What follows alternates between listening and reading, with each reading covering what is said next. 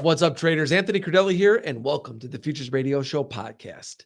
In this episode, I'm joined by Aaron Rentfrew. He's the creator of Mind Unbound and a seasoned futures index trader known for his expertise in market profile and order flow. Aaron's ability to bridge the gap between technical strategy and mindset makes him the perfect guest as the market continues to trade at new all-time highs. Join us as we discuss the psychological challenges traders face in a breakout market and why it's key to overcome biases so that you're not fighting the trend. We'll also pull up some charts and get Aaron's take on the current markets.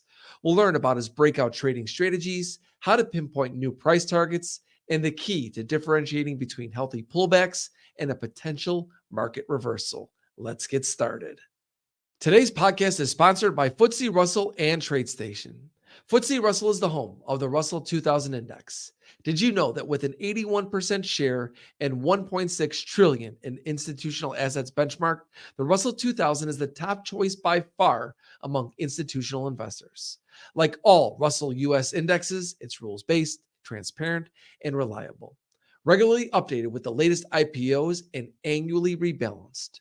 To learn more about FTSE Russell and their products, please go to FTSERussell.com. Serious futures traders, level up your skills with TradeStation's powerful platform. Enjoy flexibility, superior trading power, and save big with 50% off brokerage fees for the life of your account. You'll also get 10% intraday margin rates on 3 popular futures markets. Open a new futures account today at tradestation.com/Anthony.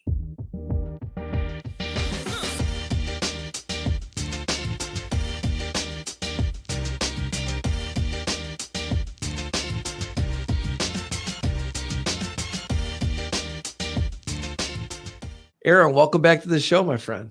Hey, good to see you, Deli. Thanks for having me, man. It's great to have you back. I'm really excited about today's topic because I think this is really 2 things that really fit right into your wheelhouse. We're going to talk a little bit about trading psychology. And even this morning, I was talking about hidden biases. We're going to talk about strategies to overcome these hidden biases. Because as we all know, if you are on FinTwit, there's so many people with these biases, and a lot of them really they're hidden biases that they don't really realize come to fruition when they actually sit down at the screen. So we're going to talk about overcoming that and maximizing profits and strategies when we're breaking out, because we're at new all-time highs, right, Aaron? And it's just, you're in these prices that have never been traded.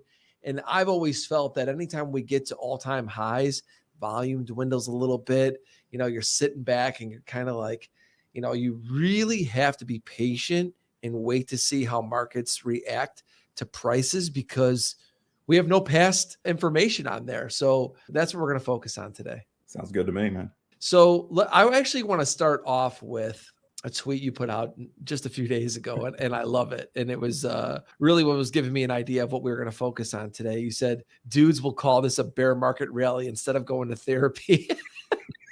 And I loved it. It got a ton of traction, and it's a chart. If you're listening on audio, it's just showing, I don't even know if it was the S&P or the NASDAQ, but it was going way back, probably a decade or something. And it's just a market that's just exploding.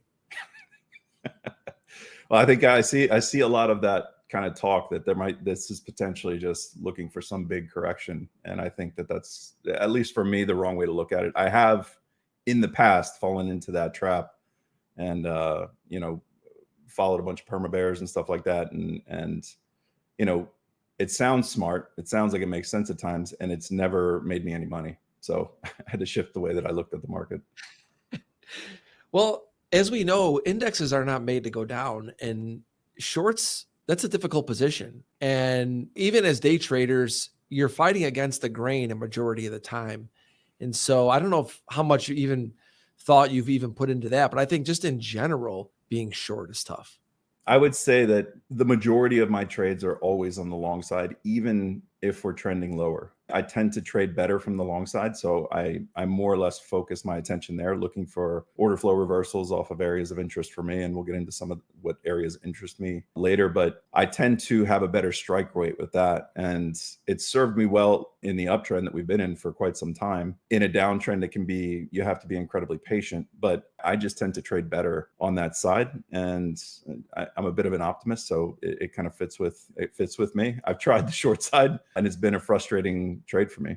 I want to stay there for a moment because I think you made just a very important point, something that I've not put much thought to. And you said you're an optimist. And so your brain works in thinking forward and thinking growth, right? And thinking a chart from the left to the right going up. I think a lot of bears are pessimistic and they think that markets have come too far. We go back to holding that hidden bias.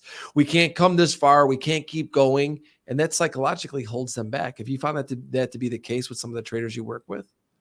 Yeah. And I think so. The worst part of that whole mindset to me is that when opportunities do present, they don't take advantage of those. So like when we do get the big market pullbacks and markets, they go up and down and we're going to get the big pullback. But it's, if you're not participating and actually looking at that as an opportunity, then I think that it will cost you in the long run. I think it's Warren Buffett that, it says, that's when prices are on sale.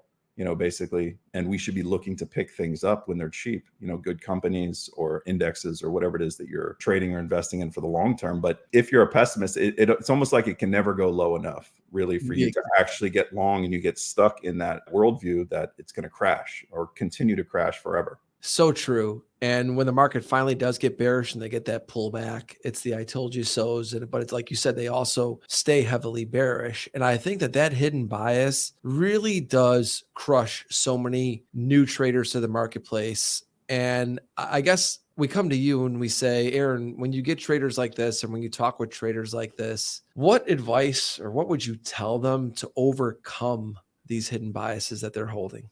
So I've tried probably everything with different traders in different ways. And I think for me, the most effective thing that I found with anyone is actually the most effective thing that worked for me, which was writing a daily plan. I think that going over the daily structure, the weekly structure, the monthly, weekly, daily, every morning, trying to figure out where the larger time frame trend is going all the way down to the 30-minute trend. It's really hard to maintain a bias if you do that every single day. It might not work in the first couple of days, but when you start writing a daily plan of some sort, whether it be with stocks or futures or anything else, you start to feel the nuance of, okay, this is going up every single day. And here's areas where I can manage risk no matter which way I want to trade it. And it takes your attention and your focus off of, the kind of fear that comes naturally with, if markets continue to go up, I tend to get more anxious if I'm in a long position, even if it's working in my favor.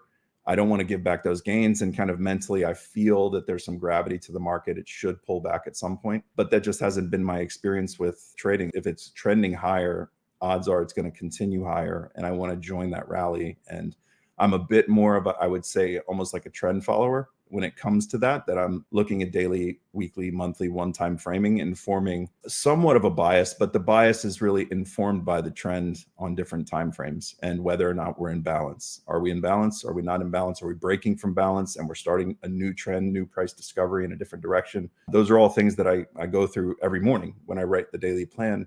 And when I do it, at least now I know, okay, well, below this area, maybe I can take a more defensive stance or even possibly look for shorts. But above that, I'm looking for the long side of the trade. And as long as I kind of know when I'm wrong, I think just that little bit of information, really identifying one key spot in the chart where below that, if you're looking for longs, below that line, you know that you're wrong. That's kind of just that little piece of information can save you from really succumbing to a bias or fading a trend or anything like that.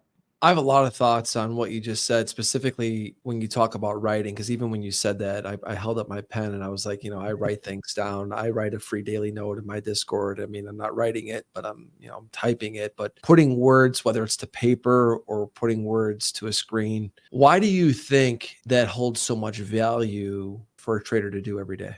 Well, initially, it's going to feel a little bit, I think, uncomfortable for most people to write out. So the way that I write every morning is I'll write out first the one-time framing for the monthly, the weekly, the daily, then the context of the market. And by context, what's the story that the market is telling me? What am I seeing in the market profile, the volume profile, the balance that we may be in, or the trend that we're in, one of those things, and what happened the following day?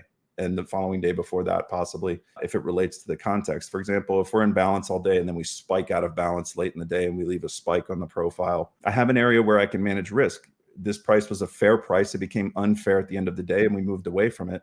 essentially just writing out the story that I see the market is telling me, right? None of my bias is in there. It's just what is actually happening in the price action and the volume. And from that, I just write out actually the trades that I'm looking to take. So if we pull back to this area, as long as we're above here, I want to be looking for longs. Below that, I would hold off or possibly even look for shorts. It gives me some peace of mind that at least I am understanding the story the market is telling me. And the first couple of times you do it, you may not be great at it, but even after doing it for just a couple of weeks, I find that most people that I've worked through that process become very good at writing a daily plan within a month. It doesn't take that much time. It's more just about interpreting what the market's telling you and implementing that into your plan. The tough part's then trading that plan.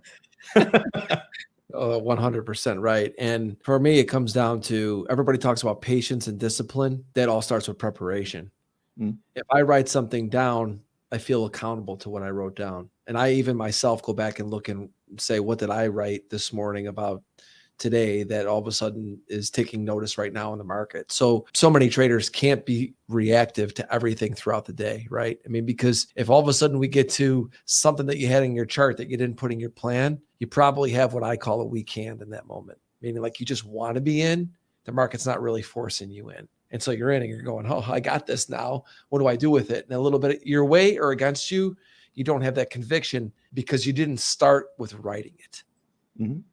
You bring up a good point too. So a big part of writing a daily plan. So I get up at 6 in the morning, 3.5 hours before the market opens, and start watching and seeing what's going on, interpreting what I'm seeing. And as I'm writing these things, I'm having my morning coffee. I'm calm. I'm not under any duress. I'm not focused on order flow. I'm not looking at any of the stuff that's going on in the morning. I'm just saying, what time is data? Okay, I got to get my plans written for ES and NQ. And I'm at a place of calm. There is no emotional decision-making going on when you're writing a plan. Once the market opens and you have your finger on the trigger of a buy or sell button where you're putting money at risk, there's all these emotions flying around, and you see someone drop a 500 lot on the offer or on the bid, and all of a sudden, that changes your bias because, oh, well, this big trader is doing something. Right. So let me chase that. If you didn't write a plan, it's very easy to, I think, get knocked off of what might have been your kind of mental plan going into it. But if you don't have like a clearly defined process for doing that, it's very easy to get knocked off of what you thought you were going to do. And I hear this all the time from people where I wanted to do this and then I started doing this other thing. We started pushing higher, and then I saw something that then made me start fighting this move, and I wound up losing money. But if you write these things out and kind of do it when you're not under duress, I think then going into the day, you're much more calm. You're much more patient to wait for those areas of interest. 100%. A couple of things to talk about. First off is you talk about that 500 lot where somebody comes in and sees it. And here's the thing with traders, we could easily be persuaded, right? I mean, I could be bullish, but in 2 minutes later or 2 seconds later, I could easily be bearish. I mean, that's our nature, right?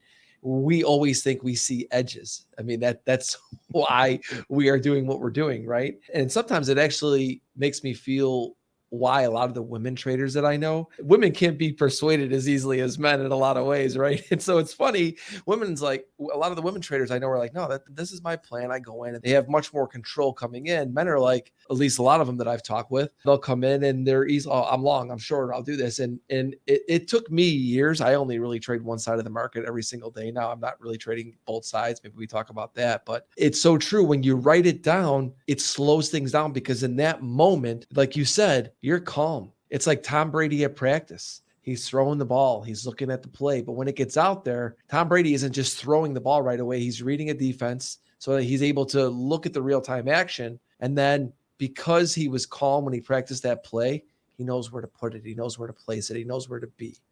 And I think that is probably one of the most important things a trader can do to get themselves in that right frame of mind when we get to live action, when we get in the moment. Have it written down.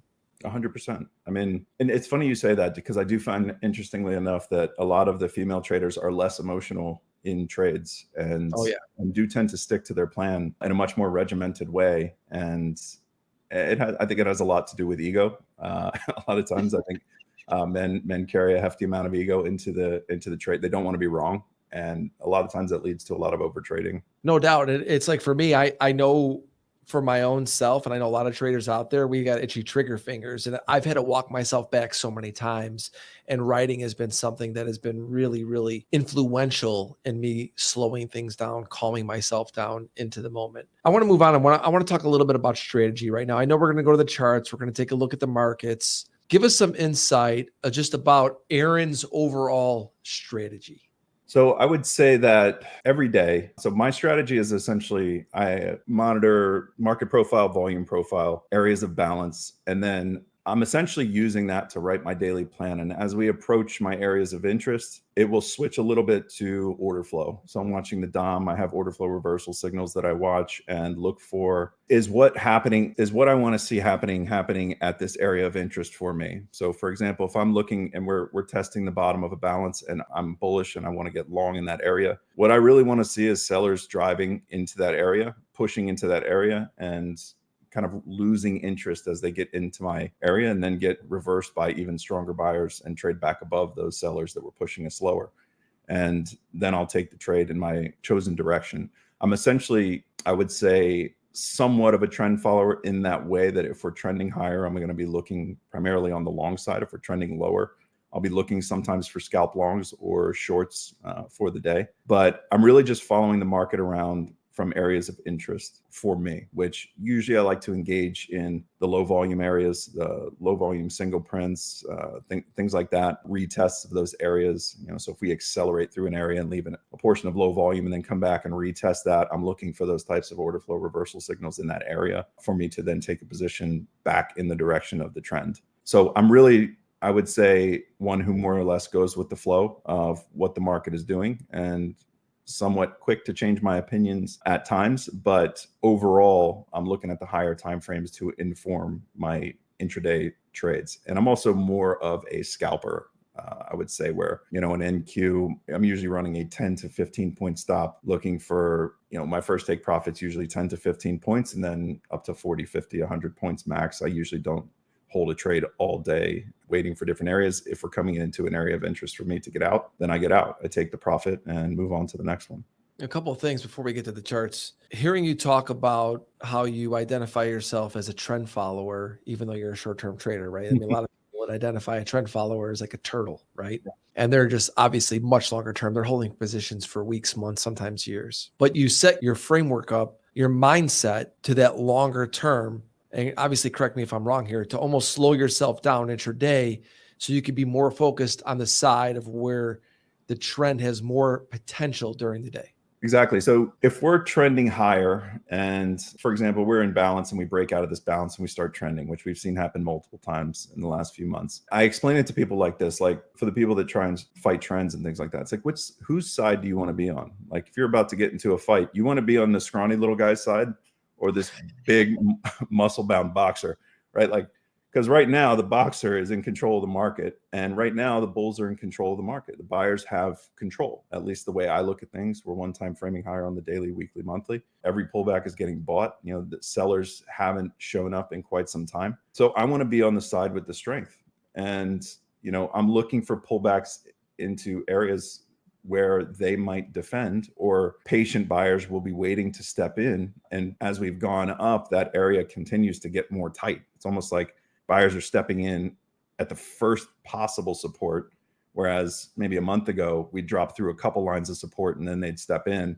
Now it's like every little pullback, they're kind of diving in with both hands. And so, I watch those different areas and the strength of the trend. I do think, for me right now, we're getting into a little bit of a tough area, even for that, because it's been a bit of a grind up in here. So we're 15% away from the 200-day moving average in NQ and more than 10% away from the 200-day moving average in ES. And when we get into those areas, those can be really choppy uptrends. So now I think, to what you said earlier, patience is the key. You have to really wait for the right setups and know where not to trade just as much as when to trade. And to put all this into context, and I think we're both saying there's a time and place where you can be short and we can only be short, right? That's part of that trend follower mindset. That at some point the trend might change. Well, it's going to change at some point. It always does. And then, you're only looking primarily short intraday, even though the overall trend might be bullish. When you go back and look at that, where we started off with your chart today, the bigger picture trend. Yeah. But for the time frame you'll be looking at, you might just be like, okay, now I really only want to look short. I think the way that I like, for what would take me to actually look for shorts now is a nice top, right? Like a quick move higher that rejects, and then we balance for a few days and then get below that balance, right? Something like that, something that I can actually sink my teeth into, where I can say, okay, there's a lot of trapped longs up there. Because for the most part, I'm looking at, who's screwed right now. Really, like when I'm writing the plan, or when you're looking at market profile and you see us accelerate away from volume, right, that just built, there's a bunch of sellers in there that just got roasted. And now if we retest, they're trying to get out, they become buyers, and that area can become support. And so if we just look at the market in a more simple way of, these areas of balance are a fair price for a certain amount of time, we balance in that area. And at some point that price becomes unfair and we move away from that area. And then price discovery moves in the direction of whatever trend it's going to take next. Maybe it's up, maybe it's down. But until that price discovery actually moves down, it's hard for me to be looking for shorts, because right now it's still looking higher. And, I'm going to continue to trade it until we fall into balance. Then I have an area where, again, I can manage risk, even if I want to try the short side because we're in a balance. Maybe I can short the top of that balance, looking for a break below, or a break below that then retests and fails from the bottom. But for now, that type of mindset or that type of strategy has kept me on the right side of it for some time. So it's really the only way, because I'm by nature, I think I'm fairly bullish biased in general, but it wasn't always that way. I think my true nature is to be a perma bear. Because I was that way when I first started trading. For a few years, I would look at the market that way, and it got me roasted, I think. And you learn lessons the hard way. And 2015, 2016, 2013. I mean, I was like fading these trends as we were breaking out of major bases, and just eating it for hundreds of points. And now I found a way where, with writing the daily plan and what we talked about before, where I don't necessarily care which way the market goes anymore, especially for my intraday scalps. I don't care if it goes up or down. All I care about is coming into the day, do I know where I can manage risk, and do I know when I'm wrong? Yeah, bingo. I mean, how do you manage risk to the short side if we're breaking out into all-time highs? There's no solid place where you think the bigger picture guys are going to be stopped out, because it's just every time we're making a new high, you don't know its resistance until way later. And so it's just really, really difficult from that perspective. Let's pull up the charts now and take a look at what we have here. Let's talk about what you're seeing currently in the market, and then just walk us through. You keep mentioning balance, how you determine balance, and how that sets up for you to determine ultimately trend, and how you're looking to trade throughout the trading day. Of course. So this is a higher time frame chart. So this goes all the way back to the prior high. And it kind of touches on what I was just mentioning. For me to actually take a more bearish stance, where I would be actively trying to short the market, I'd need to see some sort of strong move higher that gets rejected, and then we fall into a balance. Now, this balance lasted a couple of months, and it was a rather perfect balance that we had here. We did a little look above and failed. This is an almost 900-point balance. And then we tested the bottom, finally broke down. Now, if we were to see some sort of activity like that, where we make a nice high, balance, never retake the high, and then trade below, now you have a lot of trapped inventory up here. And this is where, I've heard so many people say, like, topping is a process. For me, in the way that I look at things through the lens of balance, that's the process that I would be looking for. When you look at the current action, you don't see anything like that. We haven't gotten there yet. I mean, it could happen today, but I don't want to guess. I don't want to guess and be wrong and eat a bunch of stops on the way up, or buy a bunch of puts and just have them get, obliterated if we continue to move higher. Yeah. And at some point that will happen again. We'll pull back at some point, but we don't need to guess, right? We can wait for these things to develop. And so once these things break, and I tend to use extensions for the most part of balance. So I look for the 100% extension, the 50% extension from those balances, to manage risk on the way down, or to look for shorts to join the trend on the way down, and also to inform my intraday bias of where we might be at in the auction. And also, these balance areas become very important on the way back up, right? So this was a multi-month perfect balance. We retested, we pulled back, I think 8% or something like that. And then when we finally got above it and accelerated through it, we retested that old balance and took off again, even retested the extension up here. So these levels continue to work in perpetuity. And that's more or less how I look at, balance. We can look at another one here. we obviously broke from that balance. This is the same one here, but we have multiple other balances along the way. This was a 9-day balance on the way down. We broke higher, balanced in here for 9 days. Once that was out, I'm looking to short. Once we're out of this to the downside, I'm looking to short. And, we eventually did come back into it. And when we traded back into here again later, it became resistance again.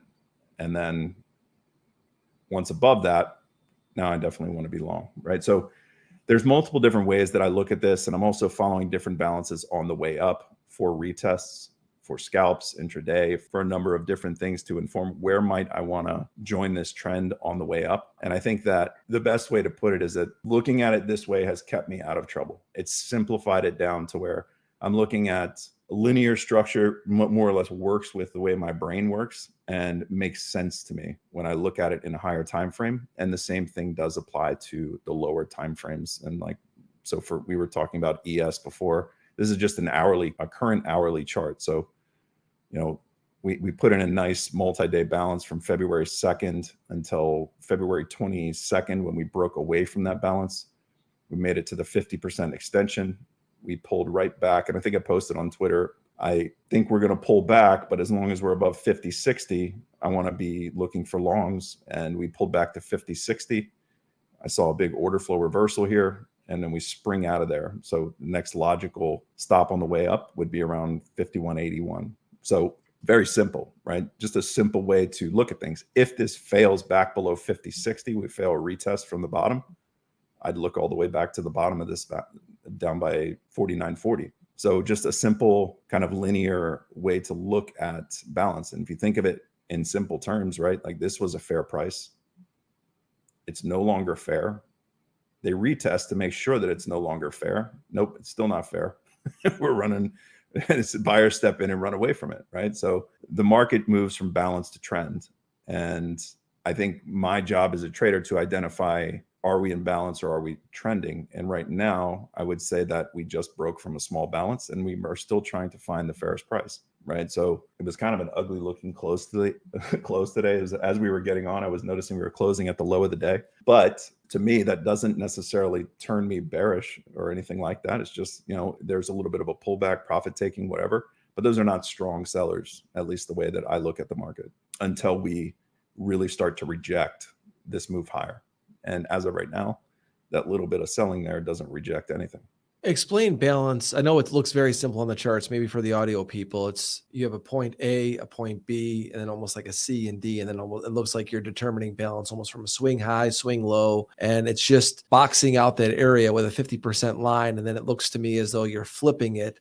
And that same distance from point A to point B, we'll say low to high, flips up above. And that's how you're coming up with that 51.81, right? Because basically it was an area of balance. And that was X amount of range in points. And then when we get above that range of balance, to do that same amount would be that 51.80.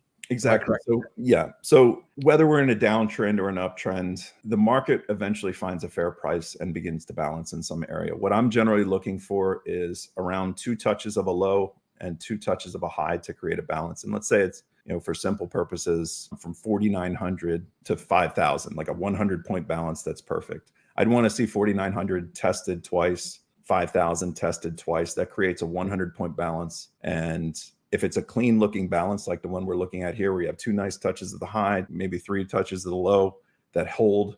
If we break above 5,100 and find acceptance above, and by acceptance, I mean spending some time, building some volume and surviving a retest, then my target's going to be a 100% extension of that balance. So 5,200.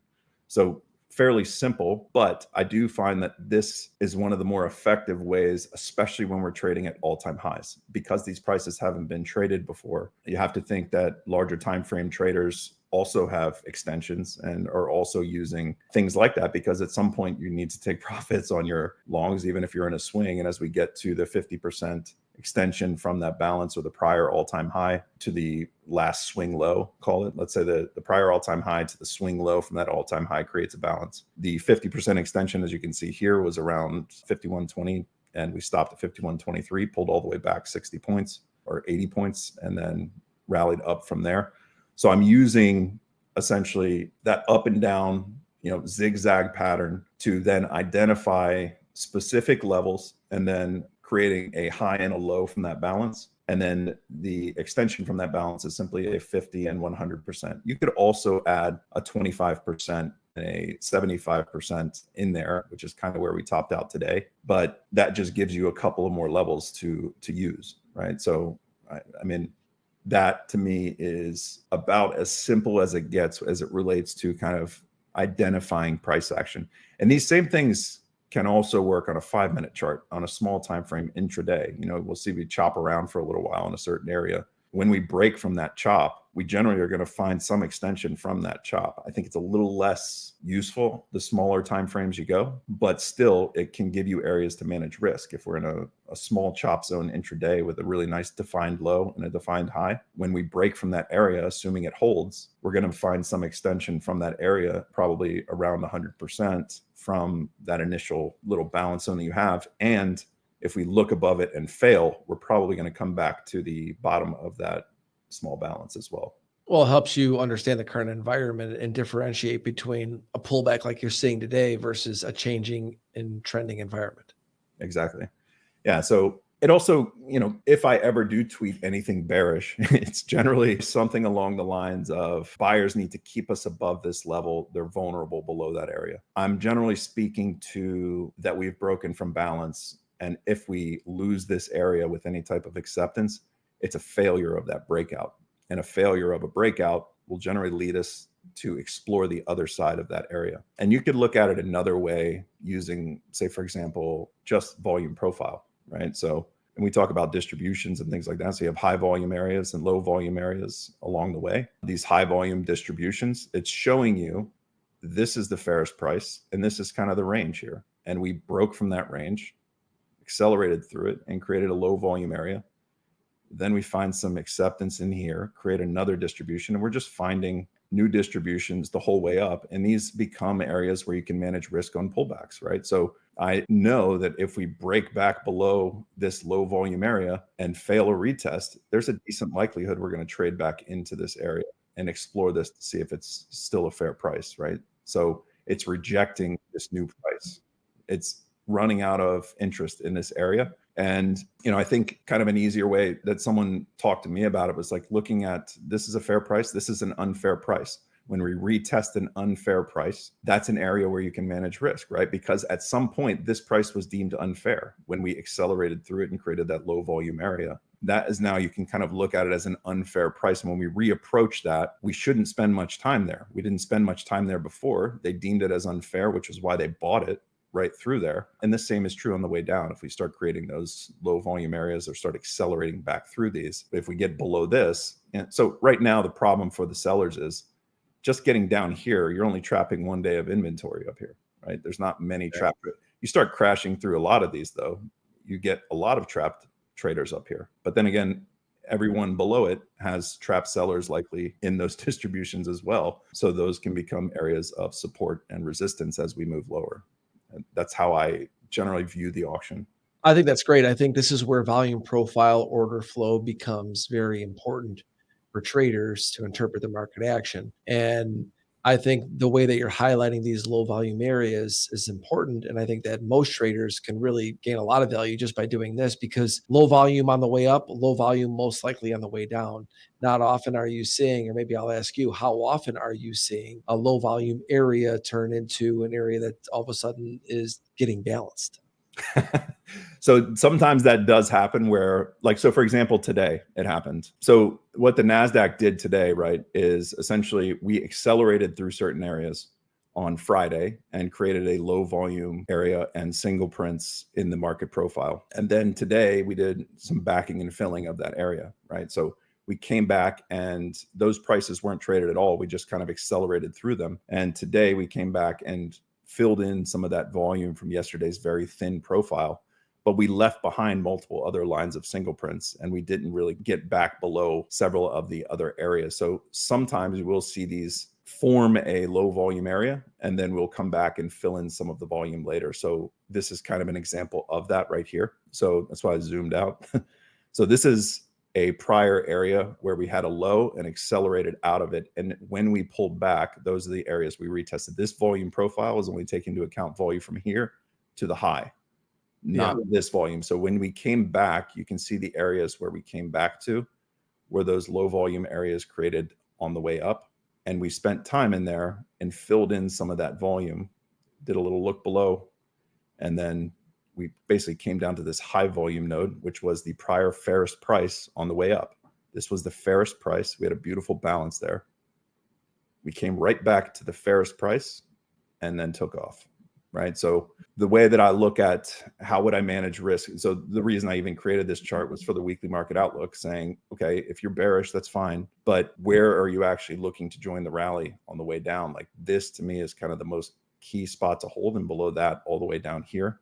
So to me, 48.40 is incredibly important. I want to see them hold that area. Below that, we may trade down to 4,700 and or 4,600 to retest this high. But the more important, I guess, point is I know right off the top of my head, if we start liquidating where opportunity is with my own strategy, like I know when to sit on my hands and not look for longs and or join the short side. But when we get to my area here or here, I know to okay, flip your bias. Like you have to kind of be able to, okay, transition to no longer am I looking for shorts. Now I'm looking to see, is this opportunity to actually join the trend back higher? Because at some point those trends do resume, unless we're going to crash, but you know, we don't crash all that often. So I'm generally looking for the opportunity, not the crash. And part of that, I think, what you just explained and how we came back and filled in some of that low volume area is just the fact that we're making new all-time highs again, right? And so the market is trying to find its way. I mean, we go back to kind of where we started today's conversation, where this, to me, this uncharted territory is where you're going to see a lot of traders really start to get chopped up. And either hidden bias is going to drive them into